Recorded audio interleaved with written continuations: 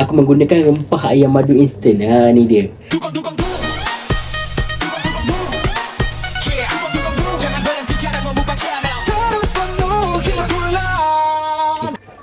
Assalamualaikum. Hi guys, welcome back to Mon Mukbang channel. Dugu-dugu-dung. So siapa je baru tengok video aku ni, kalau boleh aku minta korang like video aku, subscribe video aku and share video aku ni pada orang lain. Kalau boleh bila YouTube aku ni sampai mana? Sampai menuju bulan. So hari ni aku nak berbuka dengan apa? Hari ni aku nak makan nasi berlaukkan dengan ayam madu. Ayam madu ni aku goreng sendiri, tapi aku menggunakan rempah ayam madu instan. Ni dia. Rempah ni sangat murah lah. Satu paket ni berat dia 125 gram. Harga dia RM10.50. Korang boleh tengok dekat beg kuning. Nanti aku akan sediakan lah beg kuning tu. So sangat mudah lah. Korang sekarang beli ayam je, lepas tu dah boleh goreng sendiri. Sekarang ayam madu kan dah agak mahal sikit dah kan. Sebab satu ketul ayam madu dah anggaran RM3.50 sampai RM4. So agak mahal lah kalau korang nak beli buat banyak.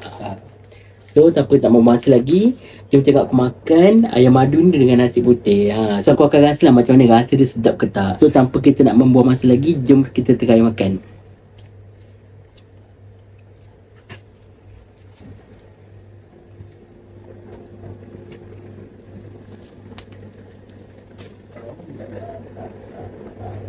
Sedap, dia punya ayam madu sangat sedap.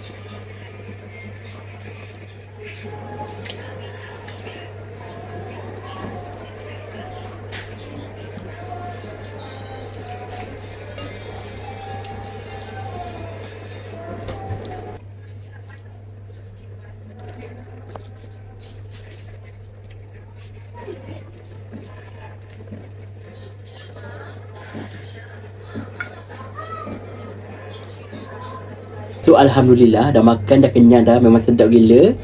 So rempah ayam madu ni memang sangat sedap lah. Kalau korang tabur dekat atas ayam tu and goreng, memang sangat sedap orang kata. So korang kena try beli benda ni and buat sendiri ayam madu dekat rumah. Boleh bakar, boleh goreng.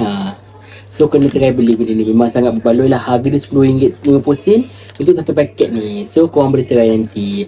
Aku rasa setakat ni je konten aku pada hari ni.